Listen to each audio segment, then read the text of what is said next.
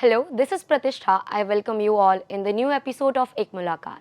And today with us we have Dr. Tansen Chaudhari, a CEO of a Fluid Control Private Limited. He also holds a PhD in mechanical engineering from IIT Bombay and has a 20 plus years experience in research and development along with business management. Dr. Chaudhary also has 5 US patents under his credit. And before Fluid Controls, he worked for 5 years under a research center in USA. Dr. Chaudhary is a board of studies member in various engineering schools and business schools. Now let's have a conversation with him. Welcome, sir. Thank you so much, and I appreciate talking to you. And ITM is university is known to you, to everyone in this. I would say a global world. So I thank you for this wonderful opportunity to interact with you. Welcome, sir.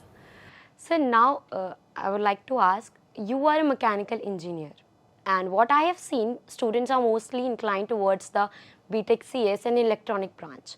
And I think the reason behind is the highest amount of packages they get. What do you like? What is your take on this? Indeed, see, to me, engineering as such is a way of executing anything.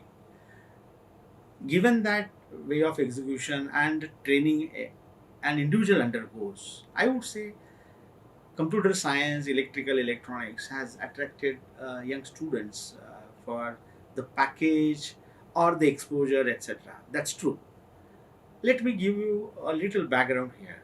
A computer engineer who undergoes a Python, Linux, HTML training can still work as a mechanical engineer who undergoes this language training can do computer coding and be a software professional. Is the other way option available to a computer engineer to come back to a mechanical engineering? Rather not. So, a mechanical engineer can get a two-way stream, whereas a computer electrical electronics can have a single way stream, basically, to a professional world.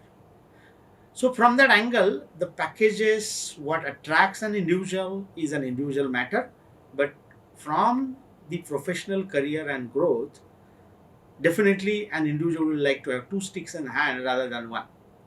So, the myth is individual, but yes, it can be proven from this all the statistics that a mechanical engineer, there are more mechanical engineers working as a software engineers and vice versa. Okay, sir. So tell us one of your significant innovation that can be proven as a game changer in your life, in your professional career. In fact, when I started my career with General Electric as a researcher, I was always thinking that I would always be a researcher throughout my life, given the inspiration from Thomas Alva Edison, who started this General Electric as a company. When I initially started working, there was a moment where an engineering and a business output has to come together. And that's where we started developing something like a new material to come as a replacement for a stainless steel. I was based in Detroit that time, and my manager told me that to come out with a new material, it will take minimum couple of years, whereas our business or our customer wants something different and faster. Then what is the alternate for me as a mechanic engineer? We started looking into design, basically. Frankly, we looked at a typical honeycomb structure and we came out with a concept of a different honeycomb structure keeping the same material which our business then was trying to sell. So as an engineer, what gave me a eye opener here that one should look at multiple options, but then there is a systemic way of innovating something, and that's where I am a Six Sigma Master Black Belt. So I would always suggest any innovator, which I learned from my own experience, to innovate with a systematic methodology, and it will definitely get you an out-of-box thought. So moving forward, you are a PhD holder. And what I have listened or heard, students who are a PhD scholars, their life becomes boring. They are always surrounded by the books and the thesis. And I've seen my teachers also doing the same. They work several number of hours and they are always surrounded by the books. What do you think about this? Is this a myth or a factual thing? In fact, I would say it's not a factual thing. Okay, sir. Rather, it's not a myth also. Okay, let me go on. When you do research, yes, you need to walk, talk, and think research, and then only you get out of that research as a winner. Okay, so when I did my research as a PhD research scholar in IIT Bombay, yes, minimum 4 hours of sleep was my routine, and I was surrounded by books. But what continues later is that PhD taught me how to take milk and leave the water. How to take milk and the water. It builds you a problem solving methodology, and that's where today, when we are into the startup world, where everybody want to start up something, PhD itself is like define a problem and solve a problem. So that's a startup business or startup career itself. So I would look at this way, that as a PhD scholar, I learned a methodology. I spent a good amount of time, which I still continue to do it, but it is never a boring thing. So every day I look at my life as my professional career as something which I would like to do one more PhD every day, which I did a couple of years back as one time. So it's not a fact that it's a boring thing, etc. Rather, it's a enjoyment thing, it's a joyful thing, and it keeps your enthusiasm and spirit at the maximum. Sir, as being a CEO of a company, what are the problems you face in your daily life and how do you tackle them? In fact, this is where I will bring in my research learning. To solve a problem, you need to create a problem, but in professional life, every day there is a problem. People, process, product are the main problems, whether software or hardware or anybody. And the fourth comes is the profit.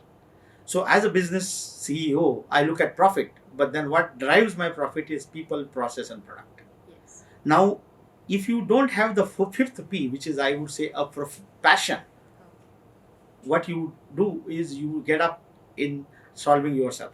So delegating or accountability is my mantra to be a CEO, where I believe in my people and my people believe in their process and they deliver the best product, and that gets us the best profitability. So integrity is the key, and for me, anything which you do with your passion gets you an output. So I don't think as a business CEO I have any problem. Rather, I always say that my success is due to my people, and anything they fail is my failure. So people is my strength, and I don't rather would not say that I anytime have faced a problem. Every problem is an opportunity for a business leader. So lastly, I would like to request you to give suggestions and advice to the aspiring PhD holders or scholars or the students who are going to enter in a corporate world this year. I would say that people who are doing PhDs are the luckiest people on the earth. The luckiest people on the earth. Do not get sort of sad or worried by by any failures if you don't get results. Okay. Encourage yourself, pat yourself, saying that my luck and my hard work has brought me here. Now it's time to deliver. Don't look back. Encourage yourself, and there is a bright future ahead. Because to me, a PhD person who creates a problem and solves a problem can tomorrow a business leader, startup, or anything as a successful person. In PhD, always there are ups and downs. That also gets you to survive lifetime in difficult times and in tough times. And that's what we say, when the times are tough, the tougher gets going.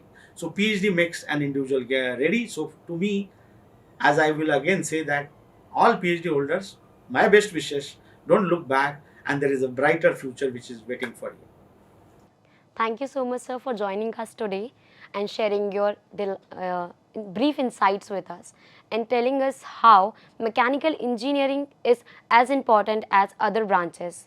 For example, BTech CS, BTech electronics, etc. And the most important thing which attracted me was the 5P mantra: passion, production, people, everything. Thank you so much, sir, for joining us. So thank you, Pratishtha. I enjoyed Thank it, you so and it much, was sir. really a wonderful experience. And ITM as a university brand, which is known to me and to everybody, I give my best compliments to the university as well. Thank you so much for inviting me here. Keep watching and stay tuned.